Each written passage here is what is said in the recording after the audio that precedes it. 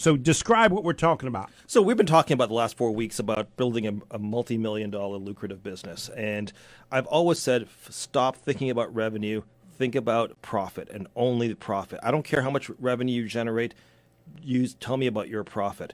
And so the book I asked you to read was a book called Profit First by Michael Michalowicz. Wonderful book, about a couple hundred pages, not a big book at all, not a lot of blah, blah, blahs. If you like Audible, it's a great Audible book to listen to.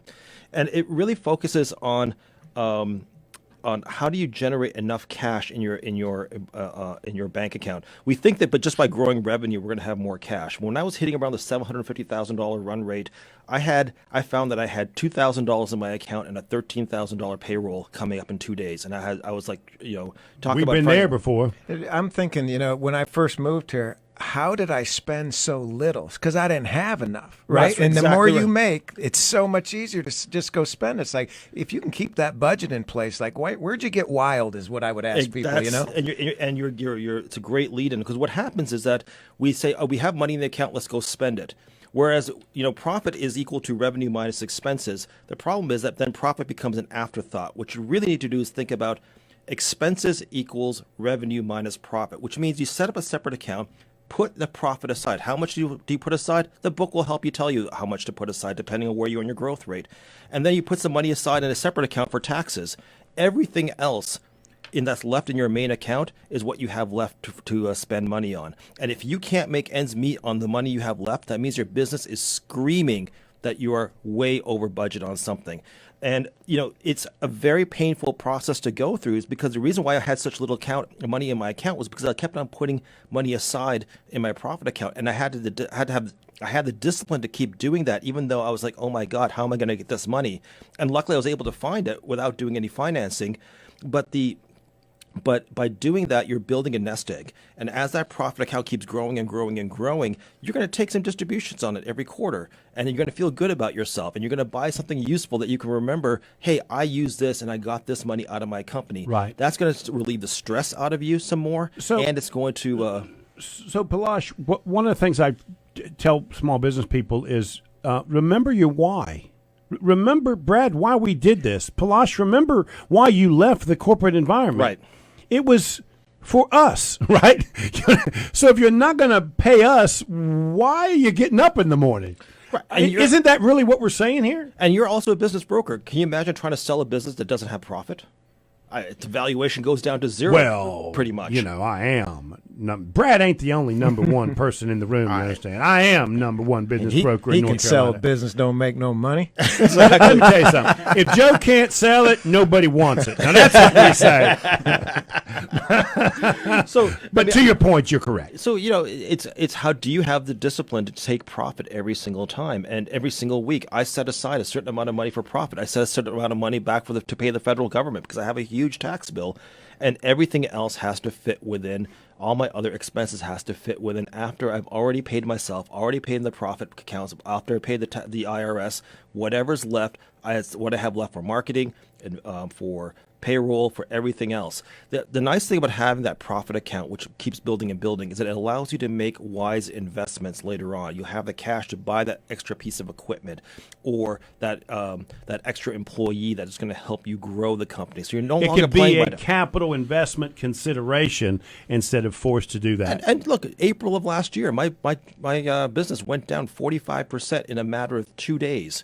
I had the cash to last 6 months. I had no problem, right? Where all my competitors were begging the government for the PPP loans and everything else. I was like, whatever. So, you still got to go get Uncle Joe's money if you can get it, you understand? But Brad, I'm sorry, you going to say something? Go ahead. Are you Uncle Joe? So, no. I meant our president. I was making fun of our president. So, Brad, you and I have created business models that were poor. We created models. We should have never opened those businesses, right? Yeah, generating revenue. I mean, we've done that, but I know that about you, and you and I have that in common. Let's try this, right? You know what I mean? And the model didn't have any substantial foundation anyways, right? And so if you run this model by trying to pay yourself first, you will quickly realize the model doesn't work. Brad, you have 5 minutes left on the show. I saw it, and I was staying focused, and now okay, you're throwing okay. me off again. Okay. You had to do that, huh? I'm sorry, I apologize.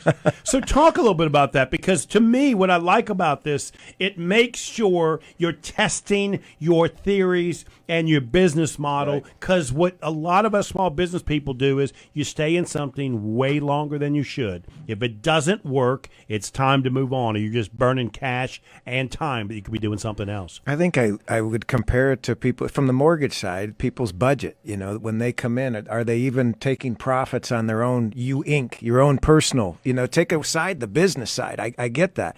But it also is the same philosophy you'd look at on your own personal budget. Do you have your survival account? If you go out of business for a couple months, like you get hurt, you've got to have that personal revenue to be able to keep going. Right. So I think it goes both ways. I think business and personal need to be in order. And the whole point of you running the business is to get that profit to your personal and to save it personally as well. Right. It all trickles down. And what's shocking, Joe, is that nobody in high school teaches financial management, and even at my business school, They never don't taught even this. teach it at the 2-year college, man.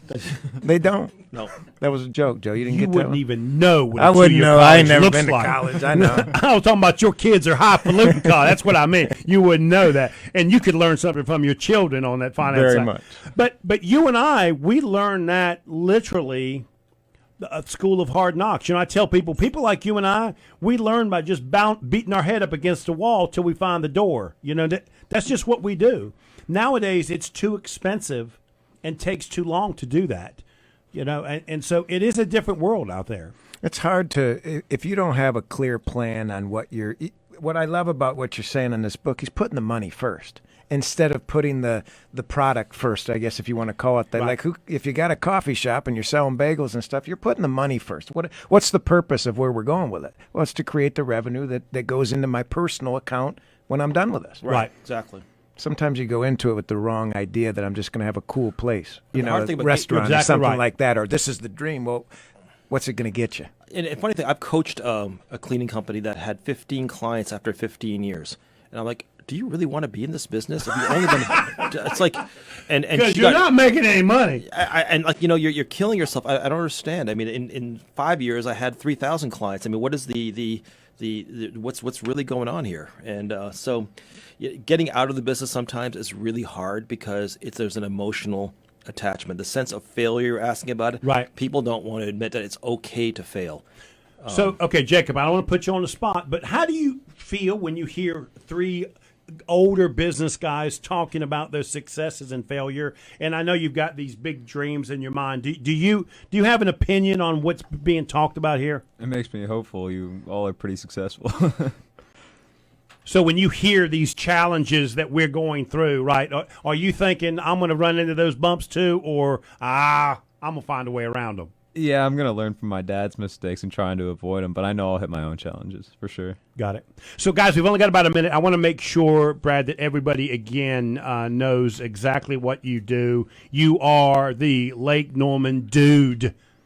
The mortgage planner. The mortgage planner. Help you with refinancing, buying a house, managing the mortgage. If you have one now and you're not paying attention to it, I'm your guy. We're going to put you in some software and track it.